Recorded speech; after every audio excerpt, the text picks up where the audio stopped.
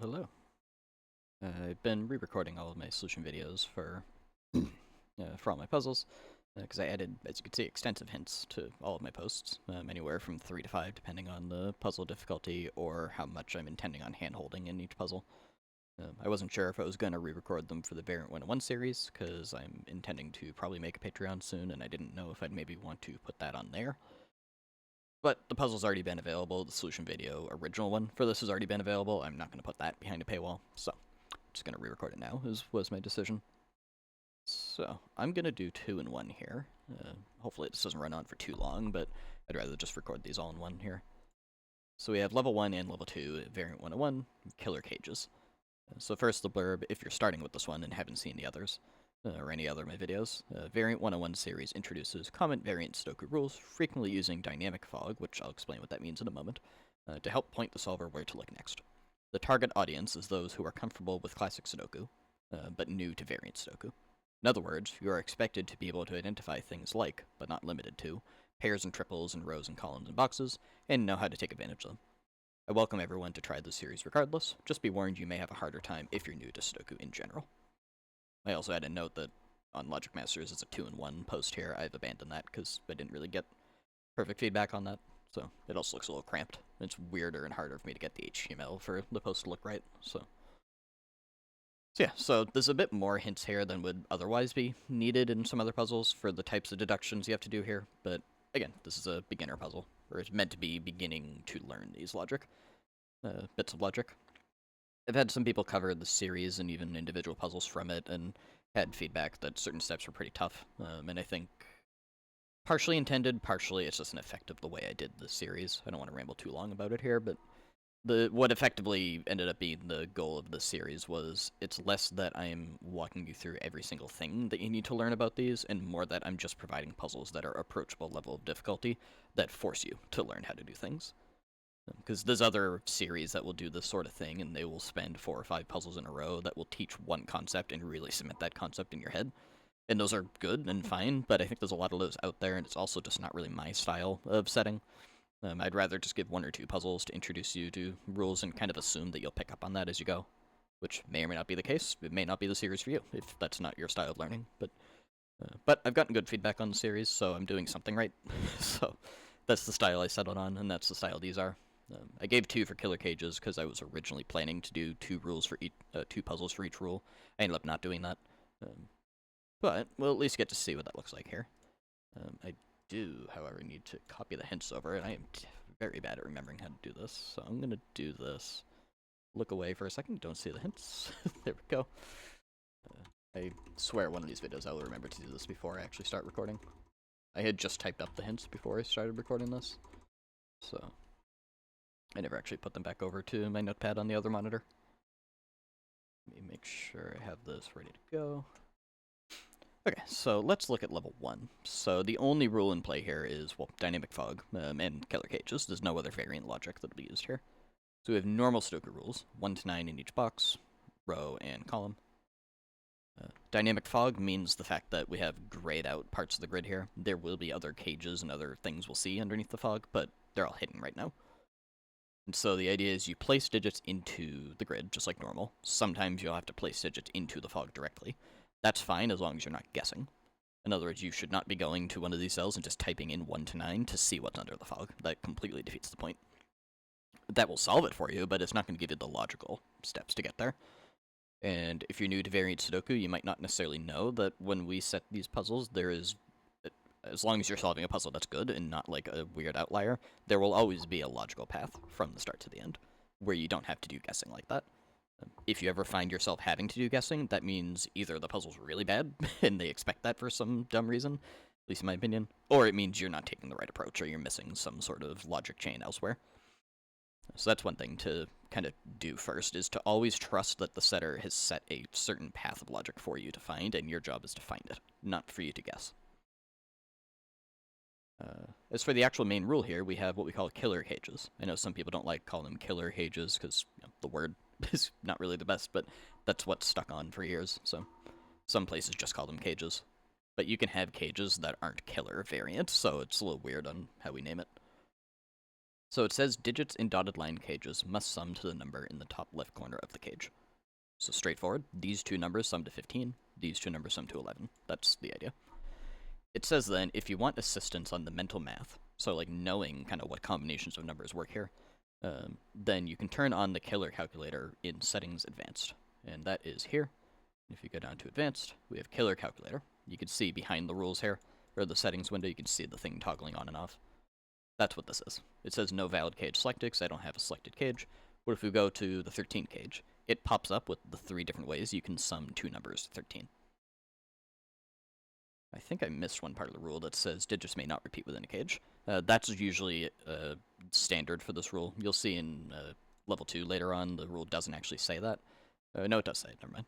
I sometimes omit that if it's either not a fog puzzle or if it's a spot where all the cages are visibly in the same row or column anyways. Because you already know you can't repeat digits in this one, for example, because it's in the same row as each other. And this is all in the same box. But if we get a cage like this, then even in that case, you still can't repeat digits within the cage. That's why that bit is there. So, this is going to be a long video, because 6 minutes in, I'm only just now starting level 1, but the rules for level 2 will be the same, so I'm not going to probably go over them again, but let's do level 1 first.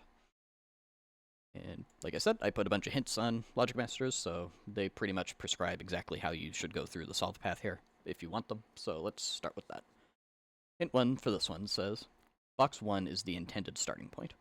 The 3 cage can be only filled in one way, and that starts a chain effect, where the 7 cage can only be one way, and that in turn means the 11 cage can only be one thing. What effect does that have on row 1? Let's look up here. Sometimes you can just do the mental math for this. I'm going to recommend you try to do that, because it's a muscle you want to train. I'm going to leave the thing not expanded for now. The bigger cage down here will be using that, but for these smaller cages, it's not quite as hard to think about how do you sum to 3 and 2 numbers that don't repeat. Well, it has to be 1 and 2. I selected that for some reason. And then in the hint says that affects the 7 cage. Well, think about that. If you had 7 and 2 numbers, there's 2 ways you can do that, or 3 ways. It's either 1 and 6, 2 and 5, or 3 and 4. One way I have heard before that can be a decent way of thinking about it is if you take a cage and divide the number in half, so in this case 7, then you have sort of 2 ways you can bring the numbers. If you take 7 and cut that in half, you have 3.5. So what that's really telling you is you could have a number that's just below 3.5 and just above 3.5. 3 and 4 in this case. That would be one way of summing to 7. And if you take 3 and 4 and say, well, let's take those numbers and do the same thing. Subtract 1 from one of them, add 1 to the other, you end up with 2 and 5. Finally, 1 and 6 is the only remaining option other than that.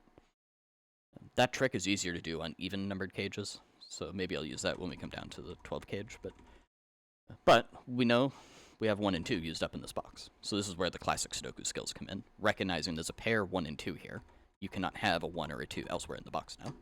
So this can't be a 1-6 pair or a 2-5 pair. This must be 3-4. And so you could do the same trick here, where you could kind of type out all the options and whatnot, but the other way you can think of this is, we have 1, 2, 3, 4 used up. The very next numbers we could put to minimize this would be 5 and 6, and what do you know, that sums to 11.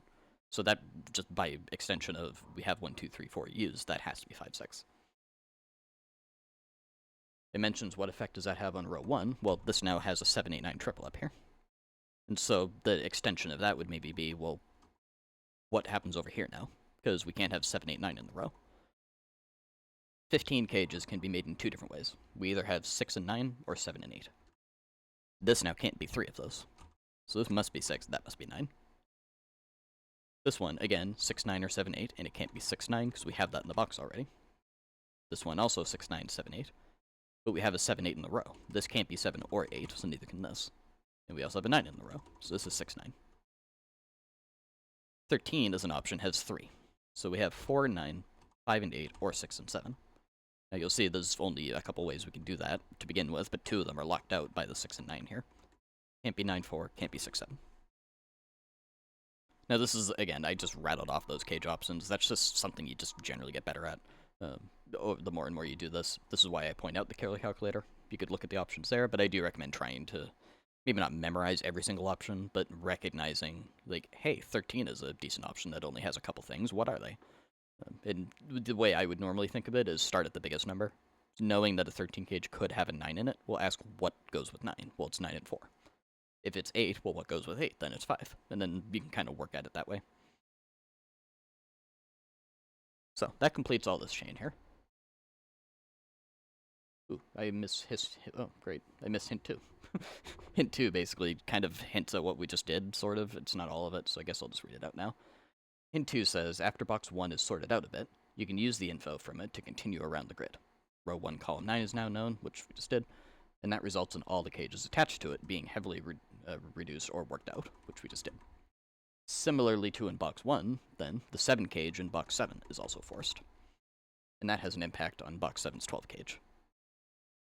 So I got a little eager and solved ahead there, but yeah, so that's pointing out the same thing happens here. We had a 3-4 that was forced over here. This now is the same thing, because 1 and 2 can't go in here by the column. So this must be 3-4. Now, if we use that same trick that I was trying and kind of failed at doing up here for the 12 cage, cut that in half, we have 6. Well, you can't have 6 and 6. So you're going to have to take away something from that and add something to that, so that way you have something below 6, something greater than 6 to sum up to it. You'd have 5 and 7 in that case. If you did that again, you'd have 4 and 8. If you subtract again, you get 3 and 9. If you go any lower, then we can't sum to anything, because doing a 2 here, you can't put 2 and 10. That doesn't work. But we have a 3-4 in the box already, so this is not 3-9, it's not 4-8. That is 5-7. Now we have hint 3. Hint 3 says the 28 cage in box 8 is trickier to work out, and I designed it expecting people to be using the cage calculator to make it a bit easier. And it talks about what options they are, so let's look at it here first.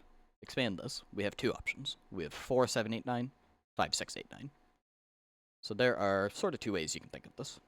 You can recognize that either way we have an 8, 9 in it. Or you can just think about, well, one of these options straight up isn't possible. The reason one of them is not possible is if this was 5, 6, 8, 9, what in the world would you put here? We already have 5, 6, 8, 9 used up in this column here. So this would not be able to be 5, 6, 8, or 9. So in other words, none of these cells could be a valid part of the cage if it was 5, 6, 8, 9. Knowing that it's not, it must be 4, 7, 8, 9. And again, we know 8 and 9 are in this column here. 8, 9 comes out from there, so 4, 7 comes out from there. The rest of the hint there mentions, so it says, yeah, in short, 28 and 4 cells has to be either 4, 7, 8, 9 or 5, 6, 8, 9. It can't be one of those due to column 6. This impacts what the 8 cage in box 8 can be. So 8 cages, again, I'll leave this expanded because it's a 3-cell cage, either is 1, 2, 5 or 1, 3, 4.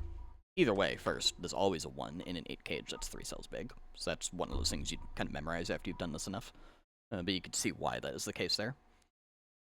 You can then think of it effectively as 1 with 7 left over. And so we have one way, 2 and 5. The other way, 3 and 4. But we know there's not a 4 in it because we just put a 4 down here. So this now is a definite 1, 2, 5, 8 cage. These leftover digits in the box end up being 3 and 6 now.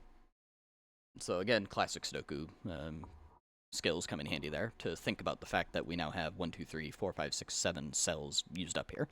Now we don't know what way those are all going to be ordered, but we know that these 2 are the only 2 digits left over after. In which case we have 3 there, 6 here.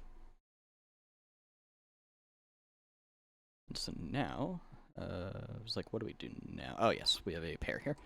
We have a 5, 7 pair looking over, so that's not 7. That's 4, that's 7. That 4 bounces back and gives us 3 here with a 4 there. So now we got a bunch of new cages revealed. Generally with these, I usually design it so that way the fog clears once you've done everything you can do. That's usually what I do for a lot of these puzzles, but in this case, sometimes I will leave like little bits behind that you could technically get, and I focus more about when do you have enough information to do the intended next step.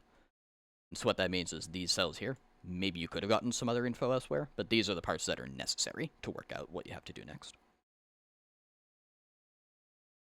So, we have more practice with cages here. We have a 17 cage here.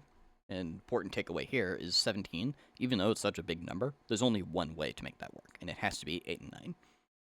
So the takeaway there is you cannot make a 2-cell cage bigger than 17. You would end up not being able to make it, because you could then have a 9, but what would you put next to it? You'd have to have another 9, or something bigger than 9. So this is 8, 9. So now this is not 8 or 9, that must be 7.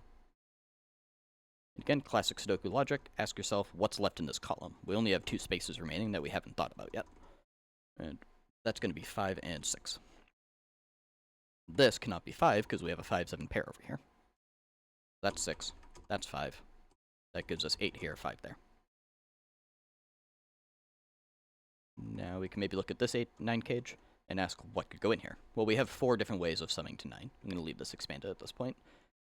It could be 1-8 because we don't really seem to have any issues with that in the row. 2-7 would not work because we have a 7 in this cage over here. 3-6 doesn't work because we have both a 3 and a 6 in the row. And 4-5 doesn't work because we have a 4 here. So this is, in fact, 1 and 8. And now this 10 cage. The 10 cage here is what hint 4 deals with. So hint 4 points out the 10 cage in column 9 is deducible after utilizing the other clues I just revealed. And it gives a bit of advice that it often helps to type in all of the possible options for a cage, and then remove one option at a time from each side of the cage based on what digits it can't be. And this approach leads to only one option for this cage. And so that's because this is a little less obvious about how this works. If we just look at just the column, we could see, for example, we can't have a 6 or a 9 in it. But then we also can't have a 3 or a 6 on the bottom of it. And it's not as easy to just visualize all that in your head. So like you could, go through this, but I personally find it easier to just kind of smash all the numbers in there and start looking at, if a 6 isn't here, that means a 4 is not on the other side of it, for example. So let's do that. I have the conflict checker on, so it's be easier to see this, but... So, for example, we have a 3 here in this row, so that can't be 3, which by extension means you cannot have a 7 on top, because that would force a 3 on the bottom. We can't have a 9 on the bottom, so 1 comes out of the top. 9 on top is not there, so 1's not there. 6 is not on the bottom, so 4 is not on top. 6 is not there, 4 is not there. We also have some other sneakier ones, like, for example, 1-8 here means this is not an 8, which means that's not a 2. In order to actually get this, we need to do a little more in row 9, actually, so I missed one thing to be able to prove this. You can see we now have this reduced down to 2-8 or 7-3, that way. But we do, in this row, we have a 1-8 pair, so that's not an 8. That's 9, that's 8. And now the question is, what about this row? There's only one cell left, and it has to be 2, because we can't have a 2 here, we can't have a 2 there. That now gives us, this is not 2, that's not 8, so we get 7 and 3. That clears the fog. Now, our final hint for this puzzle. Hint 5 says, knowing the 10 cage in box 6 doesn't have a 3 or a 5 in it. And so 3 is in this box right underneath it, and 5 is ruled out from these 2 rows. Knowing it can't have a 3 or a 5 in it forces what options exist for this cage. It has to be only one option. And so you could use the cage calculator to see that, or you could maybe manually put some numbers in and ask, well, 1, 2, 4 isn't big enough. So if you try to minimize it, 1, 2, 4 isn't big. If you try to take away the 4 and then maybe increase it to a 6, that's still not quite big enough. So you'd have to increase something else by another number, 6 to a 7 at that point. And so you end up with 1, 2, 7 as the only option that works for this 10 cage. Again, you could do that with the calculator as well, but you could say that it doesn't have a 3 in it, doesn't have a 5 in it, only 1, 2, 7 is valid. 7's not on the right half of the cage here, so 7's there. 8 here, 7 there. 1 there, 8 here. And now we have a couple other cages haven't looked at yet. I'm going to do the same strategy as before, type in all the options. Can't be 7-3 from the row. Can't be 8-2 or 9-1 from this cage here. So that leaves only 4-6. So we don't know the order yet, but that now will help work out maybe this cage, because now we know 4-6 is ruled out. This is either 1-7, 2-6, or 3-5. 6 is ruled out from the top. 5 is not on the bottom, 7's not on the bottom. We can also rule out 5 from the top because of this pair over here. 5 and 3 there. And then this cage having a 6 in it means that's not 6, that's not 2. So we end up with 1 and 7. And that now reveals our final 10 cage, which I didn't include in the hint. Maybe kind of regretting that a little bit, but I trust you. You can work it out. Use the same strategies as before. And maybe ask... Well, actually, there's sort of 2 ways we can sort of approach this. You could just look at the cage directly, or you could try to do classic Sudoku as much as you can first. I'm going to just look at the cage directly, because that's what I was expecting people to do. And maybe, in this case, it might be helpful to just type in the options one at a time. That's something I sometimes do. Maybe we could do something like, could it be 2, 3, 5? And you see right away then, it can't have 3 anywhere in the cage, because we have 3 in the row, over here, and a 3 in this box down here. So that tells us 3 is not in there. So that leaves us with only 2 options left. We can maybe ask, is it 1, 4, 5? And that doesn't seem to be a problem at immediate first glance, because we could have a 5 here. But we have a 5, 7 pair down here, so that can't be 5. So we end up with the exact same thing as this cage over here, where you can't have a 3 or a 5 anywhere in this. So we get a second 1, 2, 7 cage here. I'm going to undo that now and point out how you could go about this a different way. The other way you could think of this is classic Sudoku. We have 4 cells here that aren't filled in, and these need to be 1, 2, 8, and 9. 8 comes out from there. In this box, we need 1, 2, 3, and 7. And so if you take this sort of approach, then you could do a couple things right away, like recognizing 8 and 9 are too big for this cage. If you put 8 or 9, you couldn't make the rest of it sum that way. And if you take that approach, that's a bit of a maybe more straightforward way to see. You now have 1, 2, 7 as the only options that you could even put into this cage. So I find that a little more neat of a way to do it, but maybe not as obvious if you're new. So now we can go back to classic Sudoku, because we don't actually know the order of these quite yet. But we do know 8 in this box has to go here. And that now tells us 9 and 8. 9 comes out from here, and this is the only spot for 9 in the box now. Now, classic Sudoku, we need a 1 and a 2 in this column. We know the order of that is 2 and 1. That 2 takes out 2 from here and means this now has to be the 2 of this cage. 2 comes out from here and gives us a 2 there, 5 and 1, 1, 7, 1, 3 and 2, 4 and 3, 6 and 4. This is all unwinding pretty nicely. 5 and 7. This row we need 4 and 9. This row we need 3, 5, 6.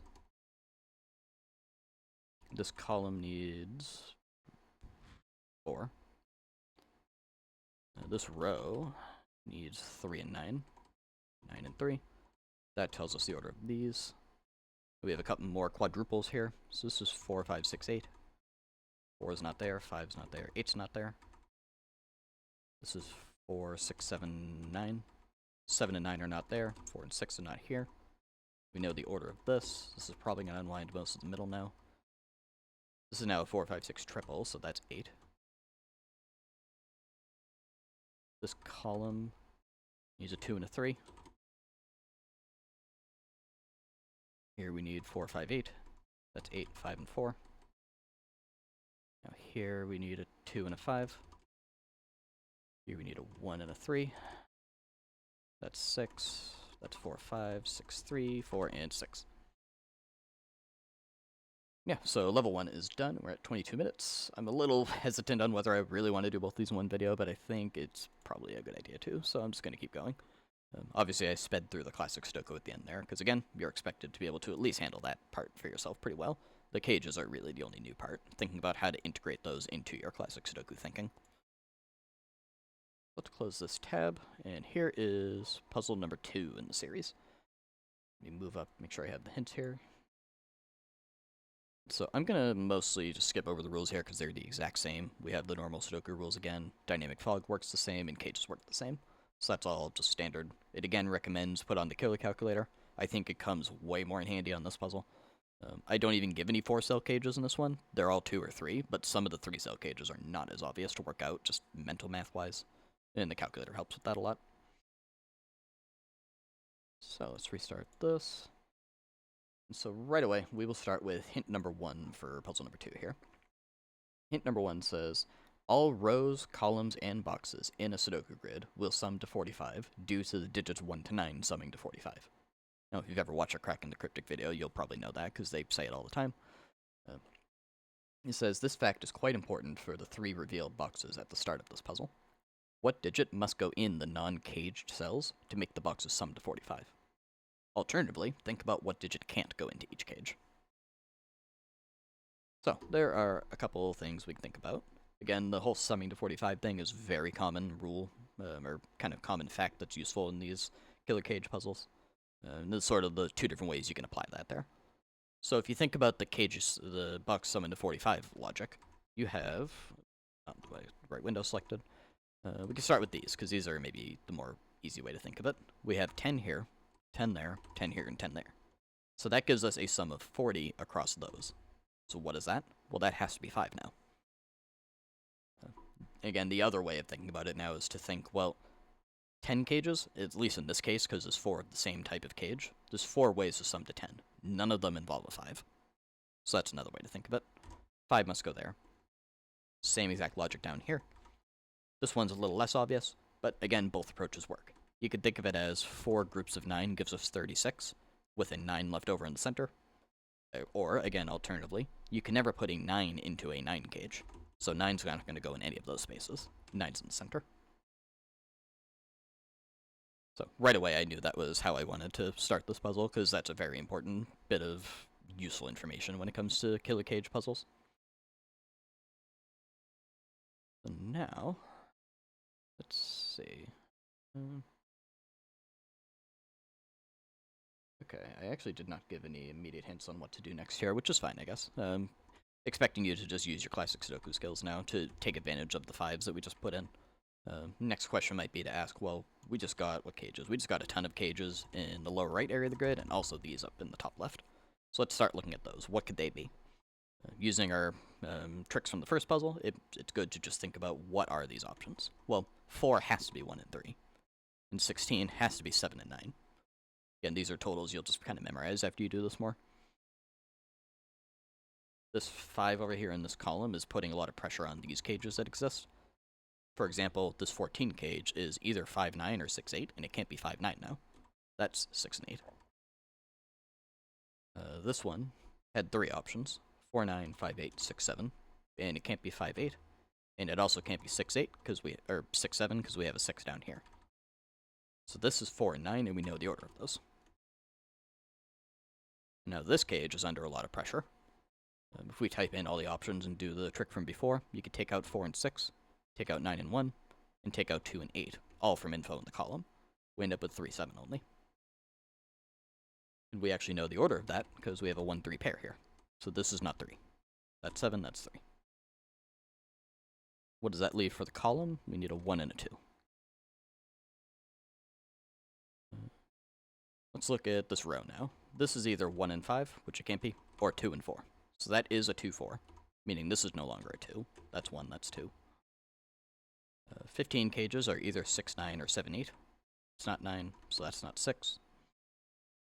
Don't quite know the order of that yet. We could look at this cage now. Another way you can kind of think of 10 cages, because they're pretty powerful on their own, is it's always going to have, in a 10 cage like this, always going to have 1 low digit and 1 high digit. We have 1, 2, 4 used up here. So the low digit in this cage is going to have to be a 3. So that alone tells us this will be a 3-7 cage. 7 means this is no longer 7, that's not 8. This is not 7, that's not 8. So that's 9 and 6. And to finish off this row, we need a, let's see, an 8 there.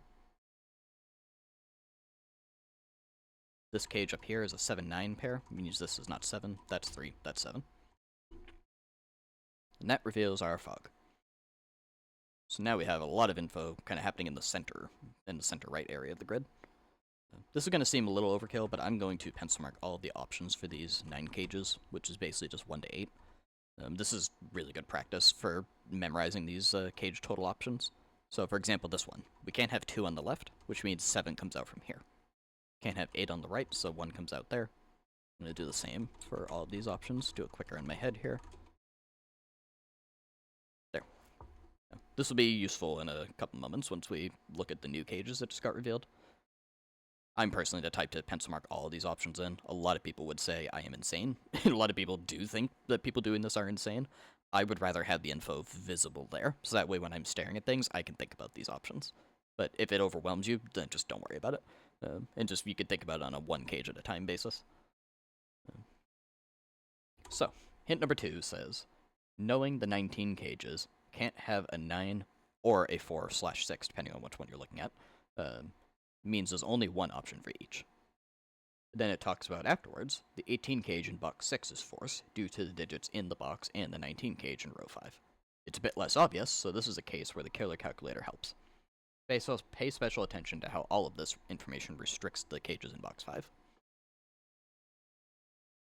So let's handle this one at a time. So it talks about how the 19 cages, which are these, these two cages, only have one option left for each. And that's because we have a 9 looking at both of them. So if we go to each of these, we could say right away, there's no 9 in either. But additionally, we have, in this case, a 6 in the column. So this can't have a 6 in it. And this can't have a 4 in it because of that. And so that's what it's referring to, how there's only one option for this, that's 5, 6, 8. There's only one option for this, that's 4, 7, 8. Not 7 there, not 5 here. And then that now impacts the 18 cage over here, which is also what it refers to, because there's only so many things it can be. Well, we have 2, 4, and 9 used up already. So it's not 9, not 4. We already knew there wouldn't be a 2 in it, but we only have two options, 3, 7, 8, or 5, 6, 7. And if you think about, could it be, let's say, 5, 6, 7? Well, it can't be because we have a 5 and a 6 on the row here, which doesn't preclude 5 and 6 from going here, but we would need 2 of them. We need 5, 6, and 7. And, you know, if we type that in, 5, 6, 8 means neither of these are 5 and 6. We would have to have 2 7s here for that to work. So that does not work. So that leaves only 3, 7, 8 here. And then that final part of that hint talked about how paying attention to what that affects in box 5 here. So let's first maybe fill in the last 3 cells here. We need a 1, 5, and 6. So let's look at these cages now. There's a lot of info looking at them. 5, 6, 8 ruling out here. We can take out all 5 of those. 5's not there, 4's not here. 6 is not here, 3's not here. 8's not here, 1's not there. Same here, 5 and 4, 6 and 3. Now use the 4, 7, 8 down here, or up here. That's not 4, that's not 5, that's not 7, that's not 2, that's not 8, that's not 1. 4 comes out there, 8 comes out there. Let's see. Oh, right. This was a little more obvious that I just missed. 5, 6, 8 from this cage. You can never have the 8 here. So that's 8 on top. 8's not there, 1's not here. That becomes a 3, 7 pair now. So 3 and 6, 7 and 2. That becomes 2, 7. That takes out 2 and 7 from these other options. The 3, 7 here also takes out 3 from here, so that's 1, that's 8. And again, that's a good example of why I personally find it useful to do that sort of pencil marking. And even though there was so many numbers in there at the beginning, it made it a lot easier to whittle down the options and recognize, hey, well, this has to be 1, 8 now. When if you were just scanning the grid, it would be a lot harder to think about that from thinking, well, we have a 5, 6, 8, 3, 7 here. It's not as obvious, like, what that does to a cage.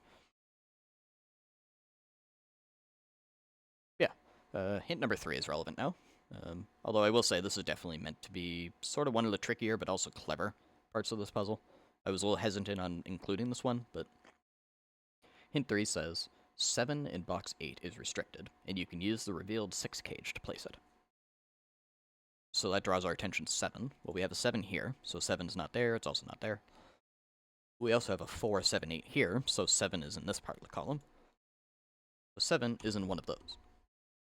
It references the revealed 6 cage. Well, could you ever put a 7 here? Well, no, because if you put a 7 here, you've already overshot the total of 6. You can't have 7 in a 6 cage. So 7 does not go there, 7 goes here. Now, the reason I find that step especially useful is, as you've seen, so much of working with killer cages is thinking about what numbers go in the certain cages. This step forces you to think instead, well, what can't go in this cage? Well, 7 can't go in this cage. And that's just as valid logic. You'll find that plenty in a lot of killer cage puzzles. So now we have a bit we can do here. Well, a 6 cage with 3 cells has to be 1, 2, 3. Because you can't do anything more than that. If you try to minimize all 3 of those numbers into exactly 1, 2, 3, you're at 6 already. So we can't do anything else. So that becomes 1, 2, 3, 6, 7, 8, 9, so that's 4 and 5 there. This being 4 and 5 means this is not a 4. That's going to tell us the cages here. 5 and 4 there. 3 is locked out from here, so 3 goes there. 6 is out from those, so 6 is here. Let's type in some triples. We have this row it has a 1, 2, 3, 5, 6, 8, so we need 4, 7, 9. Here we need a 1, 2, 3. 7, 9 in the column here means that's a 4. That's not 9, that's 9, that's 7. I think that's good for now, because because we got this cage over here that I haven't even looked at yet. And so hint 4 addresses this cage. Hint 4 says, the 16 cage's box 9 is expected to be mathed out a little bit. The available digits are 3, 5, 7, 9. Just type that in. 3 is not there, 7's not there. You can't make it sum to 16 without a 9. And you can just think about that just kind of manually and say, well, what combinations of numbers are available here? If you did this as a 2-cell cage, you would have to have 9 and 7. That's just the only way to make that work. If you made it a 3-cell cage, you could try to minimize it by doing, say, 3, 5, 7, but that only brings you to 15, which is not enough. And so that's why that hint points out that you need a 9 in it. No matter what shape this cage takes, there's going to be a 9 in it, no matter what. Knowing that there's a 9 in it then helps you realize what shape the cage is. Because now think about it this way. If this is we don't know how big this cage is. If it's a 3-cell cage and we have a 9 in it, we would need a 9 and then 2 numbers summing to 7 after it. There's no way to make any of these numbers sum to 7, so that's not enough. Or that ends up being too much, rather. So the point is, this is definitely a 2-cell cage, and we know there's a 9 in it, so 9's not over there. Knowing that it's a 2-cell cage, the only way to sum to 16 in 2 cells is 9 and 7 exactly. So 9, 7. That's 9, that's 7. And that gives us 5 and 3 here. Now that's meant to be the last, difficult step of this puzzle, as far as cage logic is concerned. I wanted to use one like this, because as you could tell, we didn't know what shape this cage was. That's really a tricky thing to work with, but it's something I like to use a lot in my fog puzzles. It's really fun to give people exactly enough information as needed to work it out, and using the fact that it's hidden under the fog, that you now have to think about that. That's a 4, that's a 5, that's a 1, that's a 5, that's a 3, and a 7. So let's look at these 10 cages, because I could do my thing of typing in all the options, but I hadn't actually done that yet, so let's put in all the options. We can't have 3, 7, because there's a 3, 7 in the box already. Let's look at these one option at a time. That's not 4, so that's not 6. That's not 4, that's not 6. 9 and 1, 4 and 6, 9 and 1, 9 and 1, 4 and 6, 9 and 1. Let's see. Let's look at these as well up here. We have a similar thing happening. Can't have 3, 7 in any of them. That's 1, 9, 8, 2, 6, 4, 1, 9, 8, 2, 6, 4, 1, 9, 6, 4, 8, 2. Alright. Classic Sudoku, some other things. We have a 1, 3 pair here, so this is not 1 and 9 like that. Similar over here, 7 and 9 means that's not a 9, that's not a 1. So that actually, now this is a 2-8 cage, so now this is not 2-8. That's not 2-8. I think I messed something up there. Let me put those back in. So that's not 9 and 1. That's not 9, 1, 4, 6, 4, 6. So that gives us 6 and 4 like this. 9 and 1 over here. 2, 1 here. 8, 6 there. 8, 2 there. That actually reveals our 13 cage up here. So I'll come back to that in a moment. We have a 1 there. Not 6 there. No 8 here. 3 there. 1 there. 2 here. 3 there. Okay. So now we have another 13 cage here, and this is going to be our last cage in this puzzle. So we only have 3 options. 4, 9, which it's not. 5, 8, which it could be. 6, 7, which it can't be. So that is 5, 8. That's 8, that's 5. 8. That's not 8, that's not 2. 6, 8, 5. This column is missing only one number, because we have a 7, 9 pair here. That is, what is it? 6. That gives us 2, 8. 4 and 2. 4 there, 7 there, 8 here. 9 there, 7 here. This is now a 2 and a 4. That's 6, 4, 1, 9. I'm going to do a crazy thing and just type in all the options here. Can't be 4, 7, 8. So that's 9, 1, 3, 6, 2, 5. That actually didn't take quite as long as I was worried it would. I think the first thing with all the rules, that was like 23 minutes. This was closer to 16, sort of. So that's not too bad. I'm kind of regretting doing these one video, I think, in hindsight, but it is what it is. I'm not going to, split them apart now. Yeah, so that was Variant 101, Killer Cages, Level 1 and Level 2. I'm a little hesitant, I'm worried that I kind of rushed through the logic there a bit much, but I'm really trusting that the solver is just really looking for hints here and not necessarily watching the entire solution video. And if you do, I mean, that's fine too, but I really want people to try to learn through this, so you really want to challenge yourself, is sort of my point here. You want to try to push yourself, even if it's going to take you longer than just watching a solution video. you gotta learn the logic somehow. So yeah, thank you for watching.